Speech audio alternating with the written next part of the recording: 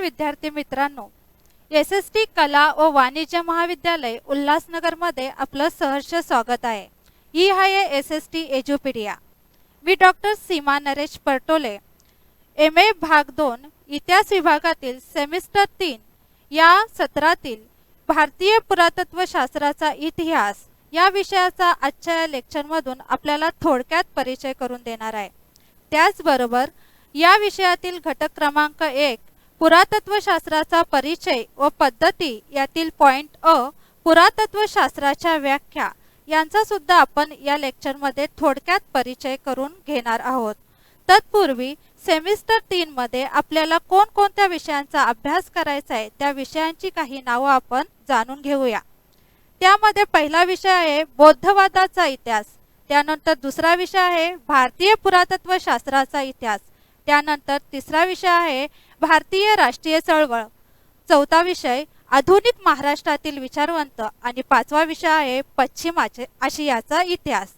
तर या विविध 5 विषयांचा अभ्यास करताना जो भारतीय पुरातत्व शास्त्राचा इतिहास हा विषय तुम्हाला जो मुंबई विद्यापीठाने अभ्यासक्रमात अंतर्भूत केला आहे, तो अंतर्भूत करण्याचे काही उद्देश आहेत।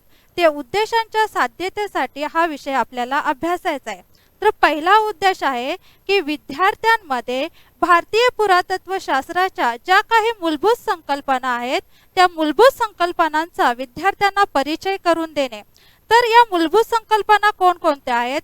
पुरातत्व शास्त्र, शिलालेख, स्तंभालेख, उत्खनन यासारख्या ज्या मूलभूत संकल्पना आहेत त्यांचा तुम्हाला याच्यातून परिचय करून द्यायचा आहे।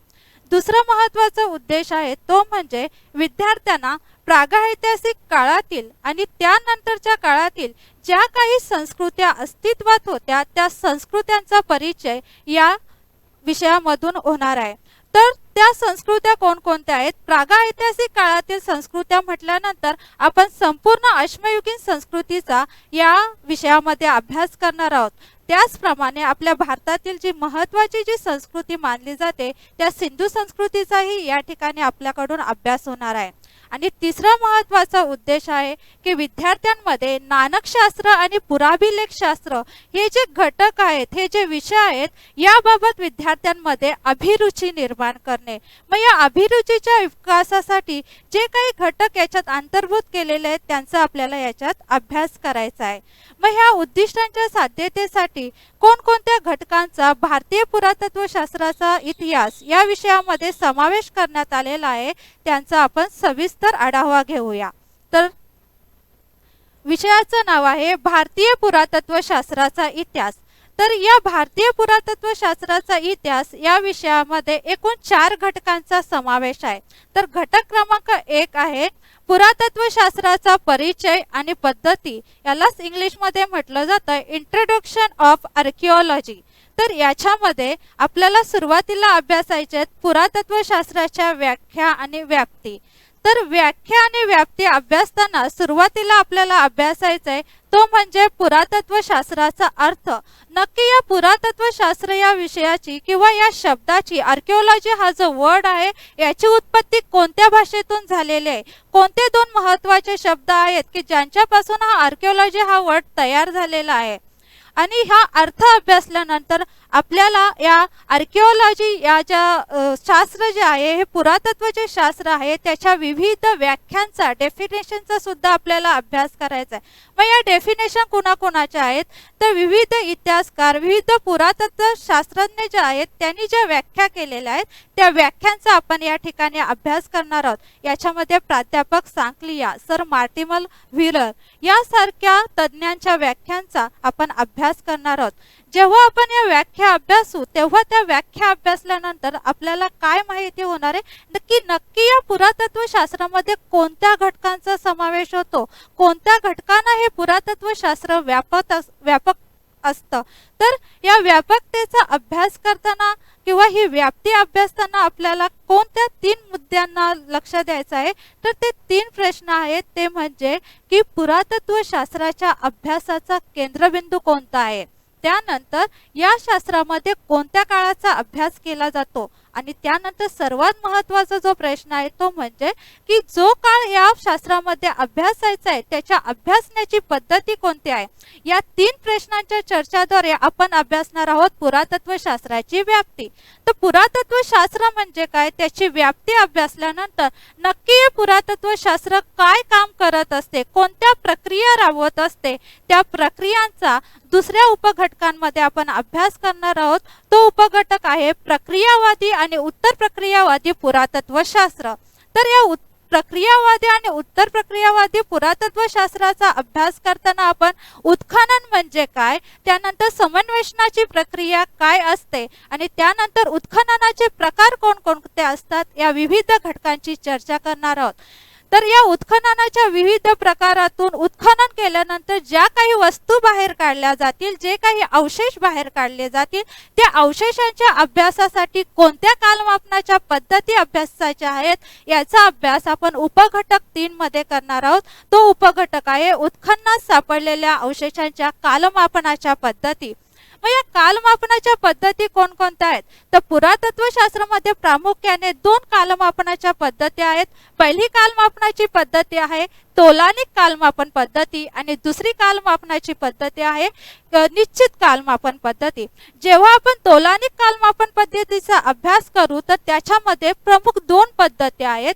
त्यातली पहिली महत्त्वाची पद्धती आहे क्रमकाल कालमापन पद्धती आणि दुसरी महत्त्वाची पद्धती आहे ती म्हणजे स्तरशास्त्र कालमापन पद्धती।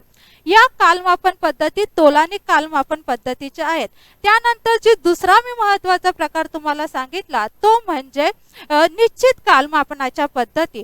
तर या निश्चित कालमापन पद्धतींचा अभ्यास करताना त्याच्यात कार्बन 14, पोटॅशियम आर्गॉन पद्धती, त्यानंतर तप्तदीपन कालमापन पद्धती, पुराचुंबकीय कालमापन पद्धती, विभंजन तेजोरेषा कालमापन पद्धती यासारख्या विविध कालमापनाच्या पद्धतींचा अभ्यास करणार आहोत। आणि त्याचबरोबर या विविध कालमापन पद्धतींद्वारे उत्खननामध्ये सापडलेल्या वस्तू अवशेष यांचा कशा रीतीने कालमापन केलं जातं, त्यांची कालगणना कशी केली जाते, त्यांचा काळ कसा ठरवला जातो, या विविध घटकांची सविस्तर चर्चा आपण या घटकामध्ये करणार आहोत। की आता या उत्खननामध्ये सापडलेल्या ज्या काही वस्तू आहेत त्यांचा काळ ठरतो, त्यांची संस्कृती ठरते, म्हणून उपघटक क्रमांक 2 मध्ये आपल्याला अभ्यासायच्यात भारतातील प्रागैतिहासिक आणि ताम्रपाषाणयुगीन संस्कृती। की आपल्या भारतामध्ये प्रागैतिहासिक काळामध्ये कोणकोणत्या संस्कृती अस्तित्वात होत्या, तर त्यातला पहिला घटक आहे पुराश्मयुगीन व मध्य अश्मयुगीन संस्कृती, दुसरा घटक आहे नवअश्मयुगीन संस्कृती आणि तिसरा उपघटक आहे ताम्रपाषाणयुगीन संस्कृती। तर हे उपघटक अभ्यासताना आपल्याला काही महत्त्वाचे मुद्दे लक्षात घ्यायचे की या विविध संस्कृतींच्या काळामध्ये मानवाचं जीवन कशा प्रकारचं होतं, त्याचं राहणीमान कशा प्रकारचं होतं, त्याची जीवनशैली कशा प्रकारची होती, त्याचं अन्न कोणत्या प्रकारचं होतं, त्याची घरे कशा प्रकारची होती, त्याचप्रमाणे त्यांनी जी काही हत्यारे आयुधे तयार केली ती कशा प्रकारची होती, त्यांच्यामध्ये कालांतराने कसा बदल होत गेला, या विविध घटकांची चर्चा आपण या घटकामध्ये करणार आहोत। त्याचबरोबर आपल्या भारतामध्ये भारतातील विविध ठिकाणांमध्ये या विविध संस्कृत्यांची जी काही ठिकाणं सापडलेली आहेत त्या ठिकाणांचीही आपण या ठिकाणी चर्चा करणार आहोत। की ही संस्कृती अभ्यासल्यानंतर प्रागैतिहासिक संस्कृती अभ्यासल्यानंतर ताम्रपाषाणयुगीन संस्कृती अभ्यासल्यानंतर आपल्याला घटक क्रमांक 3 मध्ये अभ्यासायचे ती म्हणजे कांस्ययुगीन संस्कृती, आपल्या भारताची प्राचीन संस्कृती हडप्पा संस्कृती। तर या हडप्पा संस्कृतीचा अभ्यास करताना आपल्याला 3 उपघटक लक्षात घ्यायचे आहेत। पहिला आहे हडप्पा संस्कृतीचा उदय आणि विकासाचे टप्पे। तर या विकासाच्या टप्प्यांमध्ये उदयामध्ये की हडप्पा संस्कृतीचा शोध कसा लागला, त्यानंतर तिचा विकास कसा झाला, आद्य सिंधू काय होती, नागरी सिंधू काय होती, उत्तर सिंधू काय होती, हे विकासाचे जे काही टप्पे आहेत यांचा सखोलतेने आणि व्यापकतेने अभ्यास आपल्याला या ठिकाणी करायचा आहे। त्यानंतर उपघटक जो 2 आहे त्याच्यामध्ये हडप्पा संस्कृतीच्या ऱ्हासाचे सिद्धांत. तुम्ही इयत्ता 6वी पासूनच हडप्पा संस्कृती अभ्यासत आहात, पण नक्की या हडप्पा संस्कृतीचा नाश कशा झालेला आहे, ऱ्हास कशा प्रकारे झालेला आहे, हे जर अभ्यासायचं असेल तर त्यासाठी पुरातत्व शास्त्रज्ञ उत्खननामधून जे काही अवशेष सापडले आहेत त्याच्या आधारे विविध पुरातत्वज्ञांनी, इतिहासकारांनी, संशोधकांनी विविध मते मांडलेली आहेत आणि ती मते कोणते आहेत, त्यांच्या थेरीज कोणत्या आहेत, त्या थेरींचा आपण अभ्यास करणार आहोत. त्या थेरीजना, त्या सिद्धांतांना, पुराव्यांचा जो आधार दिलेला आहे त्याचा आपण अभ्यास करणार आहोत. नक्की नैसर्गिक वातावरणात बदल जो झाला त्याच्यानेही हडप्पा संस्कृतीचा ऱ्हास झाला का, की रानटी टोळ्यांनी आणि अनार्य टोळ्यांनी जे काही आक्रमण केलं त्या आक्रमणाने या सिंधू संस्कृतीचा, हडप्पा संस्कृतीचा ह्रास झाला का, या घटकांची सविस्तर चर्चा या पॉइंटमध्ये आपण करणार आहोत. आणि त्यानंतर सर्वात शेवटचा जो उपघटक आहे घटक क्रमांक 3 मध्ये, तो आहे हडप्पा संस्कृतीतील धर्मव्यवस्था, अर्थव्यवस्था व तंत्रज्ञान. जेव्हा आपण धर्मव्यवस्थेचा विचार करणार आहोत तेव्हा त्या धर्मव्यवस्थेमध्ये हे हडप्पावासी, हे सिंधुवासी कोणत्या धर्माचे पूजक होते, कोणत्या देवदेवतांना ते मानत होते, त्याचप्रमाणे लिंग योनी त्या पूजा ते का करत होते, पशूंना देवता का मानत होते, वनस्पतींना देवता का मानत होते, या विविध घटकांची सविस्तर चर्चा आपण त्यांच्या धर्मव्यवस्थेमध्ये अभ्यासणार आहोत. त्यानंतर दुसरा जो महत्त्वाचा तिसऱ्याच उपघटकातली पॉइंट आहे तो म्हणजे अर्थव्यवस्था. तर अर्थव्यवस्थेचा जेव्हा विचार केला जातो तेव्हा शेती हा व्यवसाय येणारच, त्याचबरोबर पशुपालन या विषयाची चर्चा आपण करणार आहोत. त्यांनी कोणकोणते उद्योगधंद्यांना सुरुवात केलेली होती, त्यांचा व्यापार कशा प्रकारचा होता, वाहतूक दळणवळण कशा प्रकारची होती, त्यानंतर वजने आणि मापे कशा प्रकारचे ते वापरत होते, या विविध घटकांची चर्चा आपण अर्थव्यवस्था या घटकामध्ये करणार आहोत. आणि त्यानंतर त्यांचं जे तंत्रज्ञान आहे, टेक्नॉलॉजीच्या क्षेत्रामध्ये हडप्पावासियांनी, सिंधुवासियांनी कोणती प्रगती केलेली होती, या विविध घटकांची चर्चा आपण घटक क्रमांक 3 मध्ये करणार आहोत.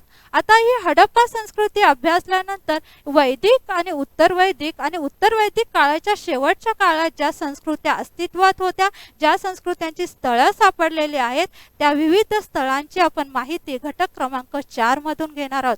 ती स्थळं आहेत प्रारंभिक ऐतिहासिक स्थळे. तर ही प्रारंभिक ऐतिहासिक स्थळे अभ्यासताना आपल्याला पहिला उपघटक अभ्यासायचे चित्रित धूसर मृदभांडी स्थळे, त्यालाच पेंटेड ग्रेवेअर साइट्स असे म्हणतात. त्यानंतर दुसरा उपघटक आहे महापाषाणयुगीन स्थळे, ज्याला मेगालिथिक साइट्स असे म्हणतात. आणि तिसरा जो घटक आहे उत्तरेची काळी चकाकणारी मृदभांडी स्थळे, north black polish ware site. तर या विविध घटकांचा, या उपघटकांचा अभ्यास करताना जो PGW साइट्स आणि NBPW साइट्स ज्या आहेत त्या अभ्यासताना आपल्याला प्रामुख्याने अभ्यासायचे आपल्या उत्तर भारतातील जी विविध ठिकाणं या स्थळांशी संबंधित, या मृदभांड्यांशी संबंधित आहेत, त्या स्थळांचा अभ्यास करायचा आहे. तर याच्यामध्ये ही जी स्थळं आहेत त्याच्यामध्ये अल्लापूर, अभयपूर, आलमगीरपूर, दादूपूर, त्यानंतर कनौज, मथुरा, त्यानंतर हस्तिनापूर, अहिच्छत्र यासारखी जी विविध उत्तर भारतातील ठिकाणं आहेत त्यांचा अभ्यास आपण या घटकामध्ये करणार आहोत.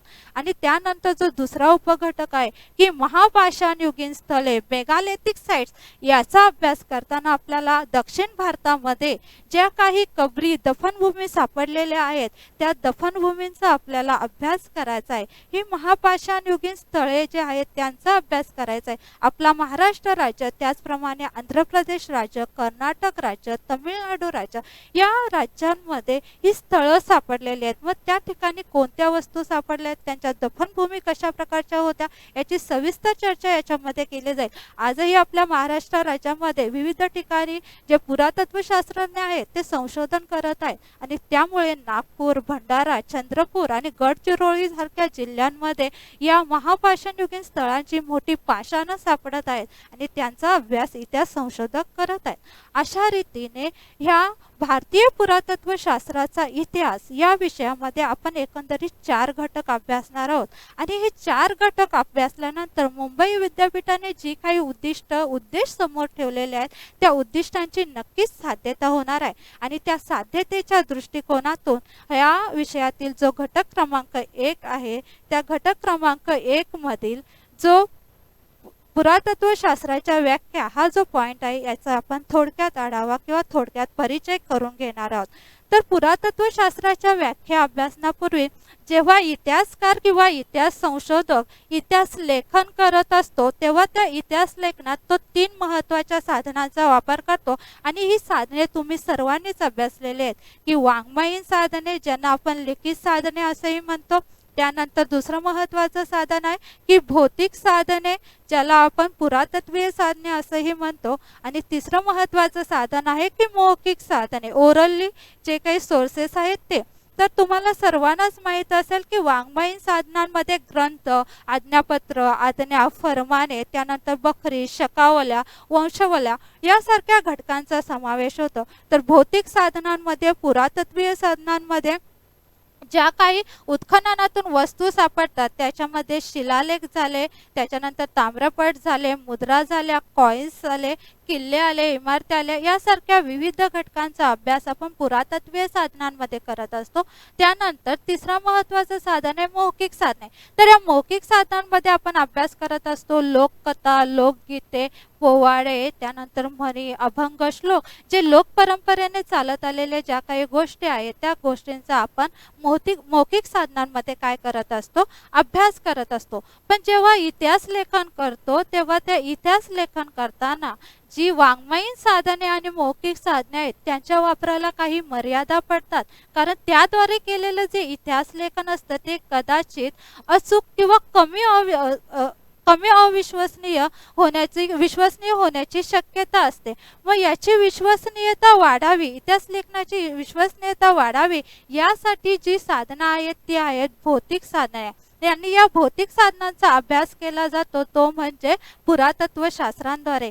पुरातत्वशास्त्र या भौतिक साधनांचा अभ्यास करत असतो. मग या पुरातत्वशास्त्राचा नेमका अर्थ काय हे आपण जाणून घेऊया की पुरातत्वशास्त्र यालाच मराठीमध्ये म्हटलं जातं पुरातत्वविद्या. तर पुरातत्वविद्या किंवा पुरातत्वशास्त्र याला इंग्रजीत म्हटलं जातं आर्किओलॉजी. आर्किओलॉजी हा जो शब्द आहे हा शब्द ग्रीक भाषेतील 2 मुख्य शब्दांपासून तयार झालेला आहे, आर्कियस आणि लोगस. तर आर्कियस याचा अर्थ आहे प्राचीन किंवा सुरुवातीचा आणि लोगोस याचा अर्थ आहे स्पष्टीकरण किंवा अर्थनिर्वचन, तसंच तुम्ही त्याला विश्लेषण असंही म्हटलं जातं. मग या दोन्ही शब्दांच्या अर्थावरून आपण पुरातत्वाचा किंवा आर्किओलॉजीचा अर्थ थोडक्यात सांगू शकतो की प्राचीन संस्कृतींचा जो काही अभ्यास केला जातो, जो काही स्पष्टीकरण केलं जातं, जे काही अर्थनिर्वचन केलं जातं, जे काही विश्लेषण केलं जातं त्यालाच पुरातत्वशास्त्र असे म्हणतात. हा अर्थ अभ्यासल्यानंतर आपल्याला काही व्याख्या अभ्यासाच्या त्यातील पहिली महत्त्वाची व्याख्या आहे जे लाये त्यांच्या मते पुरातत्व म्हणजे नष्ट झालेल्या संस्कृतीच्या सर्व पुराव्यांच्या आणि ऐतिहासिक मूल्यमापनाचे शास्त्र होय.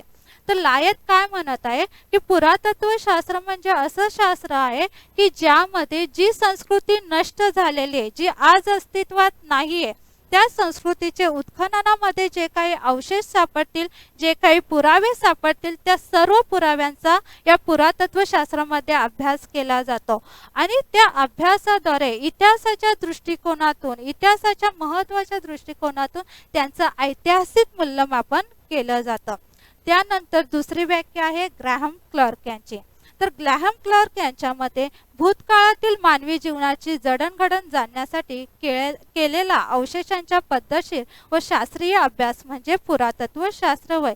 जर तुम्हाला भूतकाळातील मानवाचं जीवन अभ्यासायचं आहे, त्याच्या जीवनाची जडणघडण अभ्यासायचं आहे, त्याचं धार्मिक जीवन कसं होतं, त्याचं राजकीय जीवन कसं होतं, त्याचं सामाजिक जीवन कसं होतं, त्याचं सांस्कृतिक जीवन कसं होतं, तर उत्खननात जे काही अवशेष सापडतील त्यांचा सिस्टमॅटिक आणि सायंटिफिक वेने काय केला जाईल, अभ्यास केला जाईल आणि हा सिस्टमॅटिक आणि सायंटिफिक वेने अभ्यास करणारे जे ब्रँच आहे तिलाच काय म्हटलं जातं, आर्किओलॉजी असं म्हटलं जातं. त्यानंतर तिसरी महत्त्वाची जी व्याख्या आहे ती शांभादेव यांनी सांगितलेली आहे. ते काय म्हणतायत की मानवाने स्वतःबद्दल काय लिहून ठेवले आहे यापेक्षा त्याने काय केले आहे हे त्याने मागे ठेवलेल्या विविध वस्तू व वास्तुरूपी पुराव्यांच्या आधारे जाणून घेण्याचा जो काही मार्ग आहे त्यालाच काय म्हणतात, पुरातत्वशास्त्र असे म्हणतात. की त्याने कोणते ग्रंथ लिहिले, मानवाने कोणतं चरित्र लिहिलं, कोणत्या आज्ञा काढल्या, कोणत्या फरमानं काढलं हे वाचत न बसता त्याने ते लिहून ठेवले. ते न वाचता तुम्हाला काय करायचंय तर त्याने जे काही वस्तू बनवलेल्या आहेत, त्याने ज्या काही क्रिएट केलेल्या आहेत त्या वास्तूंचा तुम्हाला काय करायचा आहे, अभ्यास करायचा आहे. आणि हा वास्तूंचा अभ्यास करणारं जे शास्त्र आहे त्यालाच त्याने काय म्हटलेलं आहे, पुरातत्वशास्त्र असं म्हटलेलं आहे. त्यानंतर क्रॉफर्ड यांची व्याख्या आहे. क्रॉफर्ड याने सांगितले की पुरातत्वशास्त्र ही शास्त्राची एक शाखा असून भूतकाळातील मानवी संस्कृतीच्या विविध टप्प्यांशी संबंधित आहे. की ते काय म्हणतायत की आर्किओलॉजी हा जो विषय आहे हा एक सायन्सची ब्रँच आहे आणि सायन्सची ब्रँच असून ती कशाचा अभ्यास करते की पास्टमध्ये भूतकाळामध्ये ज्या काही ह्युमन कल्चर्स होत्या त्या ह्युमन कल्चरच्या विविध स्टेजेस आहेत त्यांच्याशी संबंधित असं हे पुरातत्वशास्त्र आहे.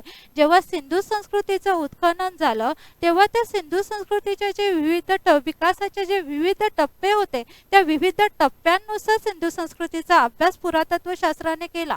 अश्मयुगीन किंवा प्रागैतिहासिक काळातील ज्या संस्कृत्या सापडल्या त्याच्यामध्ये विविध टप्पेच आहेत. जेव्हा आपण अश्मयुग म्हणतो तेव्हा त्याच्यात 3 प्रकार पडतात, जुना अश्मयुग, मध्य अश्मयुग आणि नव अश्मयुग. अशा रीतीने विविध जे टप्पे आहेत त्या टप्प्यांशी संबंधित मानवी संस्कृतीचा अभ्यास या पुरातत्वशास्त्रामध्ये केला जातो. त्यानंतर सांकलिया यांची व्याख्या आहे. तर सांकलिया काय म्हणत आहेत की पुरातत्वविद्या म्हणजे मानवाने बनवलेल्या किंवा मानवाशी संबंध असलेल्या जुन्या वस्तूंचा शोध आणि अभ्यास. की पुरातत्वविद्यामध्ये किंवा पुरातत्वशास्त्रामध्ये काय केलं जातं की मानवाने ज्या काही वस्तू बनवलेल्या आहेत किंवा मानवाशी संबंधित असलेल्या ज्या काही जुन्या वस्तू आहेत त्यांचा काय करायचं आहे, शोध घ्यायचा आहे. आणि शोध घेतल्यानंतर त्या सापडल्यानंतर त्यांचा तुम्हाला काय करायचं आहे, अभ्यास करायचा आहे. मग हा अभ्यास करताना त्या वस्तूंचा शोध करण्याचे प्रकार कोणते आहेत, त्यानंतर वस्तू शोधून काढल्यानंतर त्यांचा अभ्यास कसा करायचा आहे. तर वस्तूंचा शोध करण्याचे प्रकार म्हटल्यानंतर ती वस्तू उत्खननातून कशी बाहेर काढायची, उत्खननातून बाहेर काढल्यानंतर ती कोणत्या काळातील आहे ही कशी ठरवायचं आहे.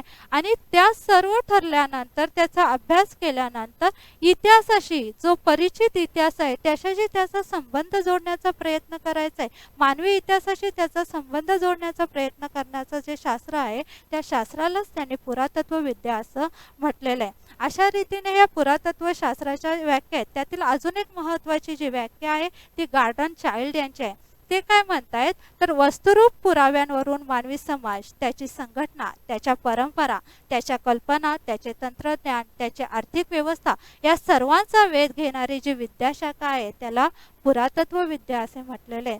की जे उत्खननातून अवशेष सापडणार आहेत, वस्तू सापडणार आहेत, पुरावे सापडणार आहेत त्याच्यावरून तुम्हाला कशा कशाची कल्पना होणार आहे तर मानवाचा समाज, त्यानंतर त्या काळातील मानवाच्या ज्या संघटना होत्या, त्याच्या ज्या काही परंपरा होत्या, तो कोणत्या कल्पनांवर विश्वास ठेवत होता, त्याने तंत्रज्ञानात कोणती प्रगती केलेली होती, त्याची आर्थिक व्यवस्था कोणत्या प्रकारची होती, ह्या सर्वांचा जी वेध घेणारी शोध घेणारी जी शाखा आहे तिला पुरातत्वशास्त्र असं गॉर्डन चाइल्ड याने म्हटलेलं आहे. एकंदरीत आपण ह्या पुरातत्वशास्त्राच्या ज्या काही व्याख्या आहेत त्या अभ्यासताना आपल्याला असं दिसून येतं की पुरातत्वशास्त्राच्या व्याख्या अभ्यासल्यानंतर की प्राचीन काळातील किंवा गतकाळातील जो मानव होता त्या मानवाच्या सामाजिक, धार्मिक, राजकीय, सांस्कृतिक जीवनाशी संबंधित उत्खननातून सापडलेले जे अवशेष आहेत, ज्या वस्तू आहेत, ज्या वास्तू आहेत त्या वास्तूंचा पद्धतशीर आणि शास्त्रशुद्ध अभ्यास करणारं जे शास्त्र आहे त्यालाच पुरातत्वशास्त्र असं म्हटलं जातं.